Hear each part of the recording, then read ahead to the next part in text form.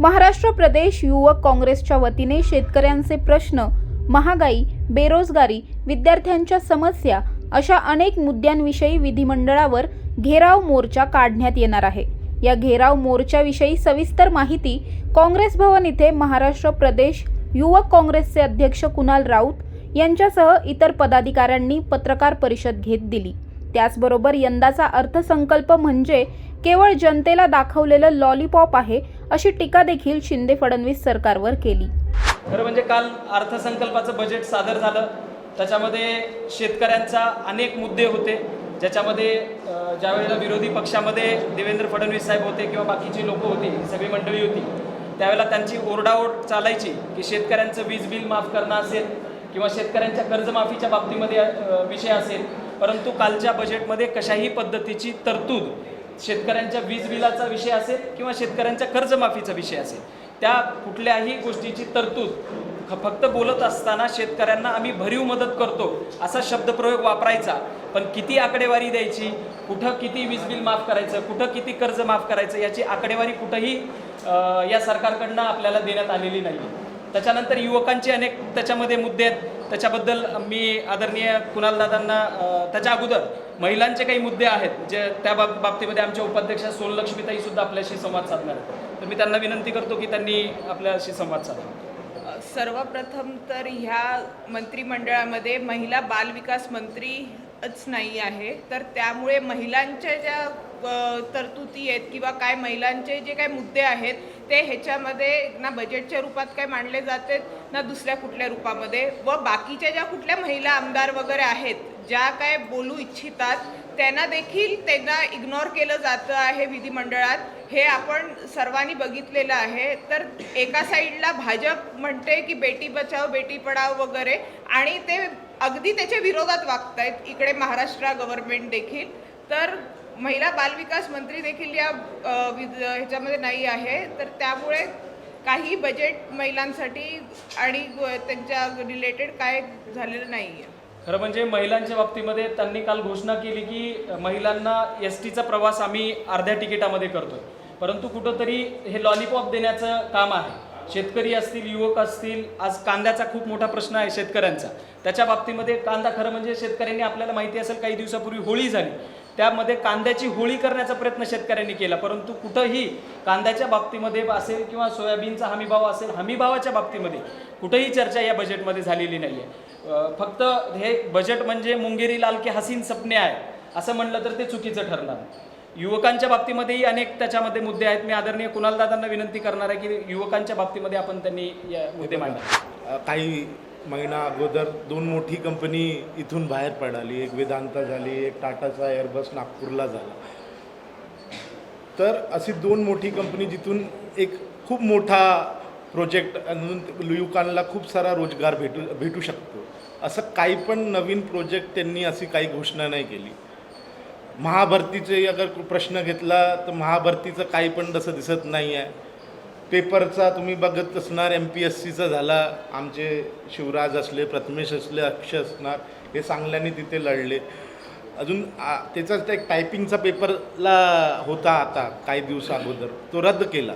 तर असं प्रकारचे खूप सारे स्टुडंट्सबद्दल बोलू या युवकांच्याबद्दल बोलू, असे खूप सारे धोरण त्यांचे चुकीचे आहे।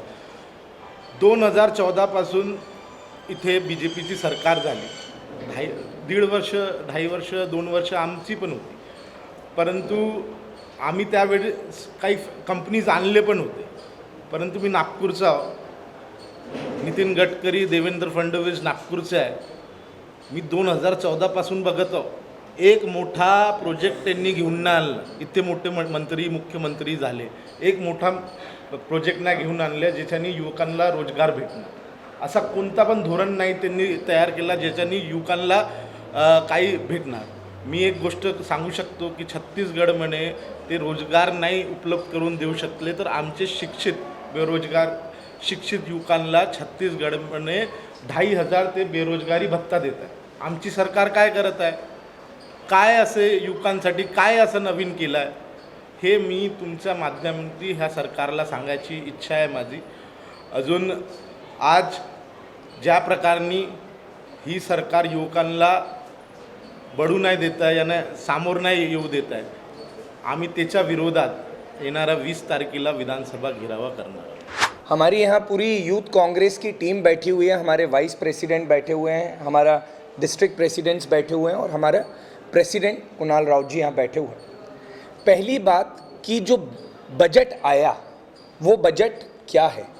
ये राम जी की बात करते हैं, ये अयोध्या की बात करते हैं. बजट का मतलब होता है जनता को लाभ देना. जो लोग राम की नाम की बात करते हैं, अयोध्या की बात करते हैं, उस अयोध्या में निषाद राज बजट लाते थे और वो बजट निषाद राज जनता के हित के लिए करते थे, ना कि जनता से टैक्स वसूलते थे, वो जनता को देते थे. तो पहला सवाल मैं चाहता हूं ये मीडिया ये दिखाए कि ये वो बजट है जहां जनता से लिया जाता है, ना कि जनता को दिया जाता है. तो ये पहली चीज, इनकी कथनी और इनकी करनी दोनों में जमीन आसमान का अंतर है. भाजपा कहती कुछ और है, करती कुछ और है. एक छोटा सा उदाहरण, शिंदे जी ने वो निशान ही छीन लिया जो शिवसेना की पहचान थी. अरे हम उस राम राज को जानते हैं जहां पर रावण ने ये कहा था कि अगर मैं पूजा के लिए राम जी को बुला रहा हूं तो साक्षात सीता मां को लेके जाऊंगा. तो दुश्मनी का भी एक स्तर हुआ करता था, एक स्वाभिमान हुआ करता था. यहां इस 2023 में भाजपा ने सब कुछ विनाश कर दिया है. ना तो कोई स्तर छोड़ा है, ना तो कोई माध्यम छोड़ा है. अब बात करते हैं हम किसानों की, अब बात करते हैं हम युवाओं की. किसान, आपको याद होगा सोलापुर की बात है जहां पर 2 रुपये सिर्फ उसने एक प्याज पे कमाया था. तो ये हालात आपके महाराष्ट्र में है जहां पर एक किसान जब अपना मूल लेने जाता है तो उसकी कमाई कितनी होती है? 2 रुपये. तो ये तय आपको करना है और यहाँ के महाराष्ट्र की जनता को करना है. सही में इनके जुमलों में फंसना है कि सही में वो चीज़ आपको देखने को मिल रही है कि ये सिर्फ बातें करना जानते हैं, ये बजट पेश करना नहीं जानते हैं. अब हम बात करते हैं 20 तारीख के प्रोग्राम की, जिसके लिए हम लोग यहाँ आए हैं.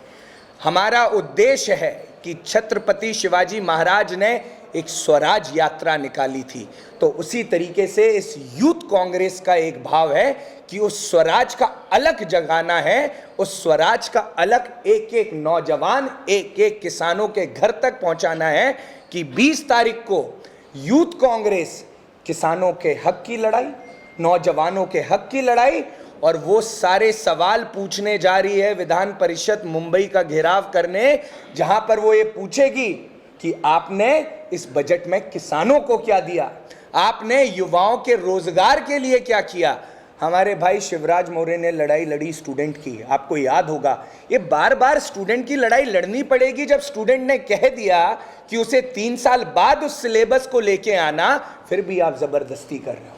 तो कुणाल राव जी के नेतृत्व में, स्टेट प्रेसिडेंट के नेतृत्व में हम लोग ये लड़ाई लड़ने जा रहे हैं, जहां पर पूरे महाराष्ट्र की 59 डिस्ट्रिक्ट एंड 252 असेंबली से युवा हुंकार भरेगा और मुंबई पहुंचेगा महंगाई के खिलाफ, बेरोजगारी के खिलाफ और अडानी के बढ़ते हुए इस अत्याचार के खिलाफ, जहां पर हर एक मध्यम परिवार पीड़ित है. भला वो सोचे या ना समझे, पर याद रखिएगा जो अडानी कर रहे हैं और जो मोदी जी और अमित शाह जी कर रहे हैं, वो कहीं ना कहीं इस भारत के नौजवानों को प्राइवेट लिमिटेड में फंसा रहे हैं. अगर हम लोग प्राइवेट लिमिटेड में फंस के रह गए और सरकारी नौकरियां खत्म हो गई तो याद रखिएगा इस देश के नौजवान का कोई भविष्य नहीं रह जाएगा.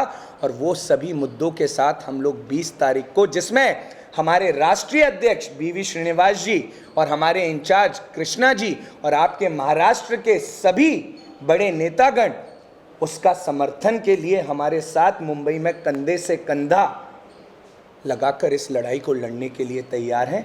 तो हम निवेदन करना चाहते हैं सभी मीडिया भाइयों से, पत्रकारों से कि ये जो 10 दिन की हमारी लड़ाई है और इस लड़ाई को जो हम निरंतर आने वाले समय में एक स्वराज भाव और भावनाओं से लड़ना चाहते हैं, उसमें आपके सहयोग की ज़रूरत है, आपके मदद की ज़रूरत है. बिना आपके सत्य उनके घरों तक नहीं पहुंचाएगा जाएगा और बिना आपके हम उनकी नींव नहीं हिला पाएंगे. ये एक हमारा मोटा मोटा ग्राफ है. कल से हम लोग दौरे पे निकल रहे हैं. ये वेस्टर्न महाराष्ट्र में शिवराज जी जाएंगे, नॉर्थ महाराष्ट्र में कुणाल राउत जी जाएंगे, सोना लक्ष्मी जी कोकण में जाएंगी, साथ में प्रशांत ओगले जी जाएंगे, यहाँ पर पुणे डिस्ट्रिक्ट में यहाँ पर हमारे राहुल जी, पिंपड़ी चिंचवट के अध्यक्ष प्रथमेश जी, अक्षय जी, सारे यूथ कांग्रेस के भाइयों को एक एक जिम्मेदारी जिले के हिसाब से, जोन के हिसाब से, असेंबली के हिसाब से बांट रखी है कि हमें मीटिंग लेने जानी है, हमें उस मुद्दे पे पोस्टर लगाने हैं, बैनर लगाने हैं, रेलवे स्टेशन पे स्टिकर चिपकाने हैं कि लोगों को पता होना चाहिए कि ये लड़ाई हमारी नहीं आपकी है, ये लड़ाई हर एक किसान, हर एक नौजवान की है। तो ये पूर्ण भूमिका के साथ मेरे 2 भाई हैं, प्रदीप जी, राजू जी, वो लोग भी विदर्भ में और वो लोग भी कोकण जोन में अपने अपने गृह, अपने जोन में जाके इस लड़ाई में एकजुट करने वाले हैं एक एक नौजवान को, और हम सब लोग 20 तारीख को पहुंचने वाले हैं। और आप सभी से निवेदन है, आप भी हमारी इस लड़ाई में शामिल होइए और साथ में इस स्वराज की लड़ाई को, हल्ला बोल की लड़ाई को हमारे साथ लड़िए। बहुत बहुत मुद्दा हेच आहे दादा, ज्या प्रकारनी हे सरकारचं जे धोरण आहे, फक्त लॉलीपॉप दाखवायचं, जुमलेबाजी करायचं, अजून काही पण असं नाही करायचं. आता अगर त्यांना इतका फिकीर असती किसानाबद्दल तर त्यांनी पंचनामे केले बसते अगोदर, अजून त्याच्यानंतर त्यांनी काही रिवॉर्ड्स वगैरे पाठवला असता. असं काही नाही केलं. हे फक्त जुमले आहे. त्यांना माहीत आहे काही ना काही पब्लिक त्यांच्या सपोर्टमध्ये नाही आहेत. आपण काहीतरी असं पेश करू ज्याच्यानी पब्लिक आपल्याकडे येणार. परंतु हे सगळे जुमले आहे. याच्या अगोदर पण मी खूप वर्षापासून गडकरीजी अजून देवेंद्र फडणवीसला बघत आहोत. पूर्ण लॉलीपॉपच आहे. त्याच्या विधानसभामध्ये तुम्ही स्वतः जा, काही तुम्हाला असं काही युनिक नाही दिसणार की यांनी काही मोठा घेऊन आला. CM होते. अरे CM असते तर एक मोठा प्रकल्प आला असता. आमच्या इथे एक मिहान नावाचा एक इतका मोठा प्रकल्प आहे, लेकिन तिथे एक पण फॅक्टरी नाही, एक पण कंपन्या नाही मोठी ज्याच्यानी रोजगार भेटतो. आमचा प्रश्न क्लिअर आहे. आम्ही युवकांसाठी इथे लढासाठी येत आहोत. आमचे प्रश्न हे क्लिअर आहे की ज्या वेळेस आमची सरकार होती त्यावेळेस आम्ही मोठे मोठे प्रोजेक्ट घेऊन आणले ज्याच्यानी रोजगार भेटला असता. आम्ही महाभरतीचे प्रयत्न केले ज्याच्यानी रोजगार भेटला असता. आम्ही काही नवीन स्कीम घेऊन आणले त्याच्यानी रोजगार घेतला. यांनी तर फक्त स्किल डेव्हलपचं नावाचं पैसेच पाठवले आहे, परंतु असं काही स्किलचे जॉब नाही घेतले, काही नाही घेतले. तर म्हणूनच आमचा हेच प्रश्न आहे, हे जुमलेबाज सरकार आहे. अजून याच्या विरोधात आम्ही पूर्ण ताकदीने, पूर्ण महाराष्ट्र प्रदेश युथ काँग्रेस, अजून पूर्ण युवा आमच्या समर्थनाने येणार. वेगळे संघटन पण आमच्यासोबत जोडत आहे. हे जर अर्थसंकल्प सादर करायच्या आधी तुम्ही आंदोलन केलं असतं, शेतकरी आणि युवकांसाठी अर्थसंकल्पामध्ये काही तरतूद करता आली असते. त्याच्या आधी होळी होती दादा, अजून त्याच्या आधी पण दुसरे अर्थसंकल्पाच्या आधी आंदोलन करायचा असा विषय नाही आहे. 9 तारखेला अर्थसंकल्प झाला, पण त्यामध्ये एक आशा होती की व्हेंटिलेटरवर असणारे सरकार आहे, कोर्टामध्ये कधी निर्णय येऊ शकतो, सरकारचं काही येऊ शकतं आणि महाराष्ट्रामध्ये एकतर राष्ट्रपती राजवट लागू शकते किंवा निवडणुकांना आपल्याला सामोरे जाऊ शकते. अशा परिस्थितीमध्ये हे सरकार जनतेच्या हिताचे काही ते निर्णय घेतील आणि सर्वसामान्य जनता आहे, उपेक्षित आहेत, त्यांच्यापर्यंत लाभ कसा पोचवता येईल याकडे काम करतील. पण आपण बजेट जर पाहिलं असेल तर अनेक महापुरुषांची नावं बजेटमध्ये कालच्या घेतली गेली, संतांची घेतली गेली, समाजसुधारकांची घेतली गेली आणि या सगळ्यांच्या नावाने काही ना काहीतरी योजना चालू करण्याचा निर्णय झाला. जुने काय प्रलंबित कामं होती त्यांच्या संदर्भामध्ये सांगितलं गेलं की हे प्रस्तावित आहे, केंद्र शासनाकडे मंजुरीला आहे आणि तसं पाहिलं तर याची अंमलबजावणी कशी होणार, याला पैसे कुठून उपलब्ध होणार, याची पॉलिसी कशी होणार, याचं कुठलंच कालच्या बजेटमध्ये मूल्यमापन केलं नाही गेलं. आणि खऱ्या अर्थानं जसं देवेंद्रजी फडणवीस अर्थमंत्री, राज्याचे उपमुख्यमंत्री फसवायला एक्सपर्ट आहेत, तसंच कालच्या बजेटमध्ये त्यांनी महाराष्ट्र जनतेला फसवण्याचा प्रयत्न केलेला आहे. पण आम्ही युथ काँग्रेसच्या माध्यमातून त्यांचा हा प्रयत्न फोल पाडणार आणि खरं काय ते जनतेसमोर आणल्याशिवाय मी राहणार नाही. आंदोलन जे म्हणतोय आपण विधिमंडळाला घेरावा लागायचं, तर तिथं साधारण किती लोक असतील आणि त्याचं नियोजन कसं आहे? थेट विधिमंडळाला जाणार आहेत का आधी दुसरी नाही, त्याचं नियोजनाचं पण आपल्याला परिपत्रक देऊ. पण महाराष्ट्रातून फक्त आमची युथ काँग्रेसचे पदाधिकारी नाहीत, आम्ही उद्यापासून वेगळ्या सिग्नेचर कॅम्पेन्स असतील किंवा जे बेरोजगार युवक आहेत त्यांचं रजिस्ट्रेशन असेल, असे विविध कार्यक्रम येणाऱ्या 10 दिवसामध्ये करतो आहे. आणि महाराष्ट्रातील युथ काँग्रेस आणि बेरोजगार जे युवक आहेत, जे शिकलेले आहेत, ज्यांना नोकरी मिळत नाही आहे, असे जवळपास एक 25,000 ते 30,000 युवक महाराष्ट्रातून येतील असे आम्हाला अपेक्षित आहे. आणि खऱ्या अर्थानं आपण पाहिलं असेल की पुण्यामध्ये 15 दिवसापूर्वी MPSCचं आंदोलन चाललं असतं, तेव्हा आम्ही सगळे त्या आंदोलनाला होतो. आणि बसल्यानंतर आम्हालाही थोडंसं नव्हतं, पण जवळपास आकडा आला मराठवाड्यातून पुण्यामध्ये जवळपास 2.5 लाख विद्यार्थी MPSCची तयारी करायला येतात. विदर्भाचा आकडा वेगळा आहे, उत्तर महाराष्ट्राचा वेगळा आहे, पश्चिम महाराष्ट्र वेगळा आहे. आणि एवढे लाखो विद्यार्थी येतात, त्यामुळं पुणे शहराची किंवा या पेठ भागाची इकॉनॉमी त्या विद्यार्थ्यांवरती चालते. पण खऱ्या अर्थानं जर 20-25 लाख MPSCची मुलं तयारी करत असतील तर जागा काही शेमध्ये असतात. आपण अनेक वेळेला आपणही बातम्या केलेल्या छापलेल्या आहेत की 100 जागा आहेत, 200 जागा आहेत, त्याला हजारो फॉर्म्स येतात, लाखो येतात.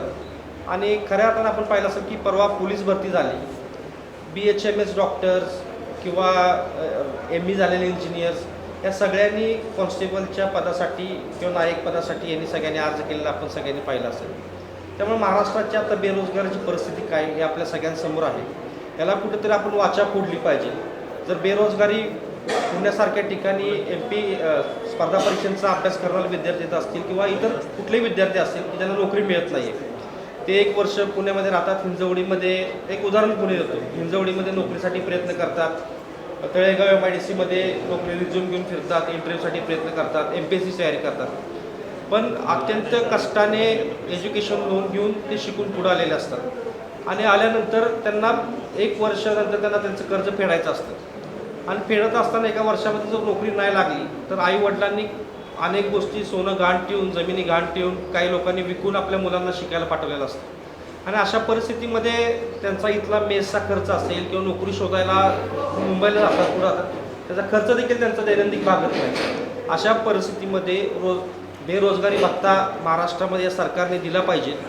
किमान 5,000 बेरोजगारी भत्ता दिला पाहिजे, ही आमची प्रमुख मागणी आहे.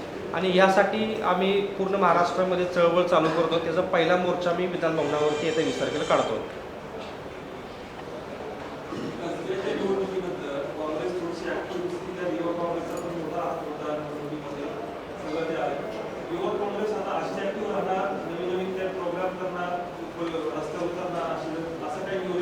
नाही, आता त्यामध्ये 2 विषय होते की युथ काँग्रेस नेहमीच ॲक्टिव्ह आहे. आपण पाहिली असेल, म्हणजे आमच्या पिढीने पाहिलेली युथ काँग्रेस स्वर्गीय राजीवजी सातव जे आमचे अध्यक्ष होते, ज्यांच्या नेतृत्वामध्ये आम्ही सगळ्यांनी काम करायला सुरुवात केली, राजकारणाची सुरुवात केली. त्यानंतर महाराष्ट्राचे प्रदेश विश्वजित कदम असतील, सतीश तांबे असतील, आता कुणालदादा राऊत आहेत, वेगवेगळ्या अध्यक्षांसोबत आम्ही काम करतो. आणि वेगळ्या अध्यक्षांनी महाराष्ट्रातील युथ काँग्रेस एक वेगळ्या उंचीपर्यंत नेण्याचा प्रयत्न केलेला आहे. सध्या आम्हाला तिहेरी लढाई आम्ही महाराष्ट्रामध्ये लढत आहोत. एकीकडं केंद्र शासनाच्या विरोधात लढण्याचं काम आमचं आहे. मोदी आणि अमित शहा यांच्या जे धोरण आहे, जे हुकुमशाहीचं धोरण आहे, त्याच्या विरोधात लढण्याचं काम आमचं आहे. महाराष्ट्रामध्ये खोक्यांचं जे सरकार आहे त्याच्या विरोधात लढण्याचं आमचं काम आहे. आणि पुणे महापालिकेमध्ये देखील काँग्रेस पक्षाचा महाविकास आघाडीचा झेंडा पुणे महापालिकेवरती फडकवण्याचं देखील आमचं काम आहे. त्या वेगळ्या पातळींवरती येणाऱ्या काळामध्ये जाऊन आम्ही काम करणार आहे. युथ काँग्रेस ॲक्टिव्ह आहे आणि येणाऱ्या काळामध्ये याच्या 10 पटीने काम तुम्हाला केलेलं दिसेल आमच्या कृतीतून. एवढंच आपल्या सगळ्यांच्या माध्यमातून सांगू इच्छितो. सध्याच्या निवडणुकीत बघायचं म्हटलं तर महाविकास आघाडी म्हणून एकी जी दिसली आणि तिन्ही पक्ष एकत्रित येऊन जे काही लढा दिला त्याचं हे यश आहे. आता हा प्रश्न घेऊन तुम्ही आंदोलन करताय, याच्यामध्ये सुद्धा युवा सेना, राष्ट्रवादी युवक काँग्रेस नाही, मी अध्यक्षांची आमची चर्चा गेले 15 दिवसापूर्वी देखील झालेली आहे. आम्ही आता हा मोर्चा आहे, हा आमच्या पातळीवरती आम्ही ह्या मुवमेंटला चालू करतो आहे. येणाऱ्या काळामध्ये अध्यक्ष, आमचं सगळं शिष्टमंडळ, तिन्ही पक्षाचे जे आमचे घटक पक्ष आहेत, छोटे पक्ष आहेत, त्या सगळ्यांचे जे युवा प्रतिनिधी आहेत त्यांना एकत्र घेऊन एक युथ कॉन्क्लेव्ह करण्याचा आम्ही एक निर्णय घेतलेला आहे. आणि राजकारणाच्या वरच्या पातळीला जे आपण म्हणतो सिनियर लिडरशिप आहे त्यांच्यामध्ये एकी आहे. युथ काँग्रेस किंवा युवा ज्या फ्रंटल्स आहेत त्यांच्यामध्ये देखील आहेत. पण ते सगळ्यांना आणखीन घट्ट करण्याचं काम येणाऱ्या काळामध्ये आमच्या सगळ्यांच्या माध्यमातून केलं जाईल हे आपल्याला सांगू इच्छितो.